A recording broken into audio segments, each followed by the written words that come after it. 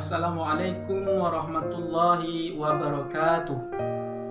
Alhamdulillahirabbil alamin allazi khalaqal mauta wal hayata liyabluwakum ayyukum ahsanu amala.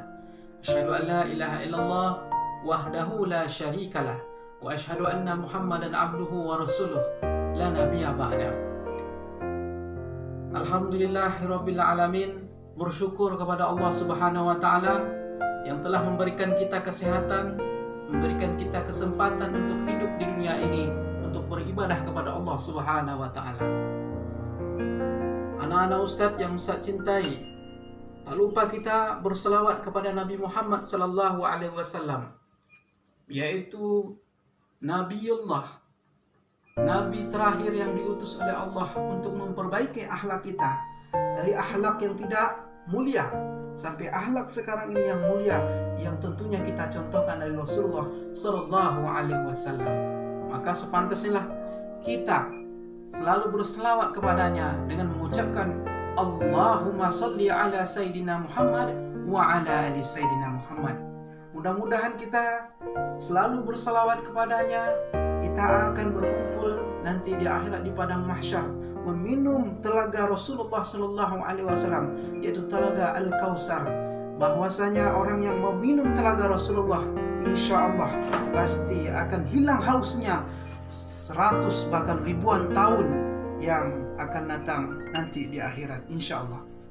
Anak-anak Ustadz yang Ustadz sayangi, tidak terasa sudah kita masuk bulan Zulhijjah. Apa itu bulan Zulhijjah anak-anak Ustadz? Yaitu bulan dimana insya Allah kita akan melaksanakan sholat Idul Adha dan juga melaksanakan ibadah yang diperintahkan oleh Allah melalui Nabi Ibrahim dan anaknya Ismail, yaitu berkorban. Untuk tujuannya adalah mendekatkan diri kepada Allah Subhanahu wa ta'ala. Baiklah anak-anak Ustadz, dalam kesempatan ini Ustadz akan menjelaskan apa yang kita lakukan, apa sunnah-sunnah yang dianjurkan oleh Rasulullah sallallahu alaihi wasallam dalam melaksanakan atau sebelum melaksanakan sholat Idul Adha atau sebelum kita memasuki bulan hari raya Idul Adha. Baiklah anak-anak Ustadz, Rasulullah sallallahu alaihi wasallam, barang siapa yang berpuasa di bulan Zulhijjah 1 hari sebelum hari raya Idul Adha, maka Allah akan menghapus dosanya, yaitu 1 tahun sebelumnya dan sesudahnya, 1 tahun sesudahnya. Ini luar biasa anak-anak Ustaz. Kemudian apa sih lagi yang disunahkan Rasulullah sallallahu alaihi wasallam sebelum kita melaksanakan ibadah kurban dan Idul Adha ini? Kita memperbanyak takbir, memperbanyak membesarkan Allah Subhanahu wa taala. Ustadz akan menjelaskan atau mencontohkan bagaimana kita bertakbir banyak-banyak di bulan Idul Adha ini, yaitu Allahu Akbar, Allahu Akbar, Allahu Akbar, La ilaha illallah, Wallahu Akbar, Allahu Akbar, walillahil hamd. Nah, ini adalah takbir yang kita selalu lafazkan sebelum masuk hari raya Idul Adha ini. Jadi pada malam hari raya Idul Adha kita disunahkan memperbanyak takbir, memperbanyak membesarkan Allah Subhanahu wa taala. Berapa lama kita takbir yang Ustadz ajarkan tadi? Yaitu pada hari-hari tasyrik. Ada 4 hari. Jadi mulai dari hari raya Idul Adha, kemudian 1 hari setelahnya, 2 hari dan 3 hari. Maka seluruhnya 4 hari kita takbir. Ini luar biasa pahalanya, wahai anakku, anak-anak Ustadz yang di rumah. Kemudian yang selanjutnya adalah sunnah yang selanjutnya dianjurkan oleh Rasulullah SAW, yaitu sebelum kita melaksanakan sholat Id yang disunahkan oleh Rasulullah SAW, sebelum kita berangkat ke masjid, kita disunahkan untuk memakai wangi-wangian dan jangan lupa memakai baju yang terbaik. Banyak hadis Rasulullah SAW seperti hadis Muslim, hadis Bukhari mengatakan bahwa kita dianjurkan untuk memakai wangi-wangian. Wahai anak-anak Ustadz, bahwa Allah suka dengan wangi-wangian dan tidak suka dengan yang bau-bau. Maka dari itu, sebelum kita pergi ke masjid, baju kita rapi, pakai baju yang terbaik dan juga pakai wangi-wangian yang disunahkan Rasulullah. Tentunya wangian tanpa alkohol. Baik, berangkat dari rumah itu kita dianjurkan jangan sarapan dulu, karena ini sunnah Rasulullah SAW dengan dinamakan dengan puasa setengah hari sebelum melaksanakan sholat Idul Adha.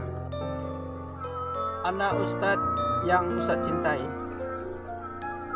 sesudah kita melakukan sunnah-sunnah Rasulullah sebelum hari raya Idul Adha dan sebelum kita melaksanakan sholat Id, Ustadz akan menjelaskan bagaimana tata cara untuk melaksanakan sholat Id.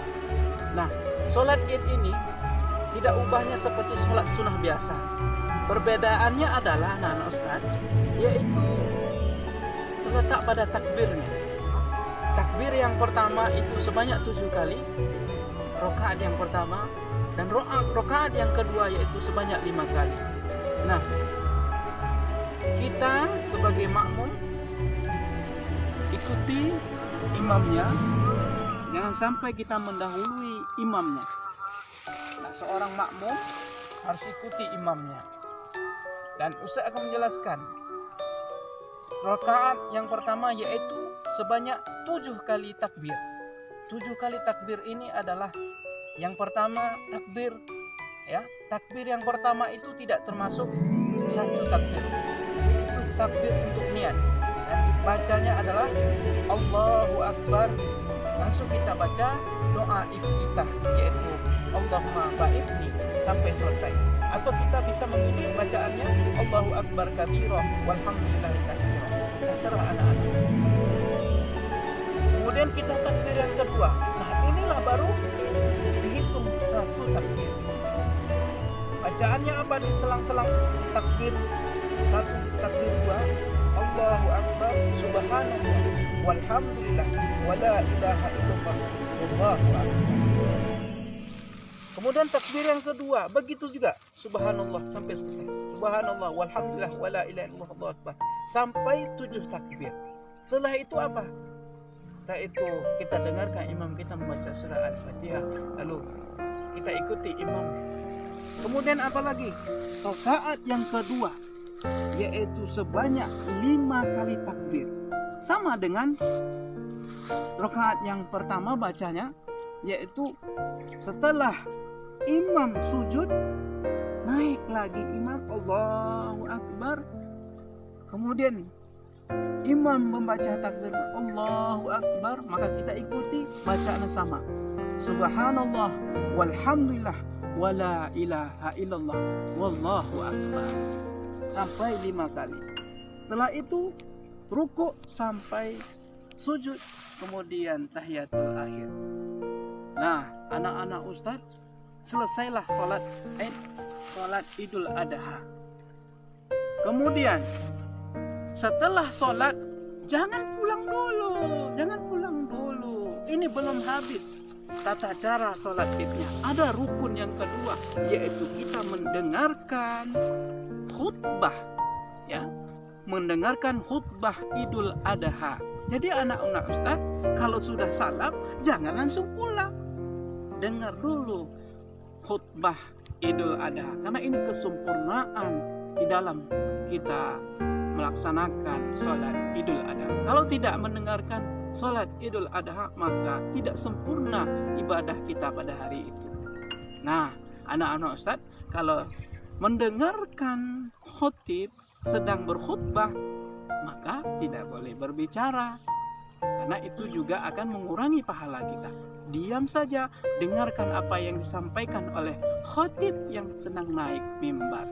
Mungkin itu saja anak-anak Ustadz yang Ustadz jelaskan. Dan yang lebih penting lagi, kita dianjurkan melihat hewan kurban. Ada sapi, ada kambing, ada domba. Kita langsung melihat, ya, melihat bagaimana cara menyembelihnya, bagaimana cara untuk membagi daging-dagingnya kepada orang yang berhak menerimanya. Kita harus tahu anak-anak Ustaz. Maka dari itu, jadikan hari raya Idul Adha ini selalu kita beribadah kepada Allah, dan juga kita menyaksikan bagaimana caranya berkorban, ya. Begitu saja mungkin anak-anak Ustaz. Mohon maaf apabila ada kesalahan, karena Ustadz juga manusia, banyak kesalahan karena Ustadz adalah manusia yang lemah. Sempurna itu adalah milik Allah Subhanahu wa taala. Dan Ustadz akhiri, wabillahi taufiq wal hidayah. Wassalamualaikum warahmatullahi wabarakatuh.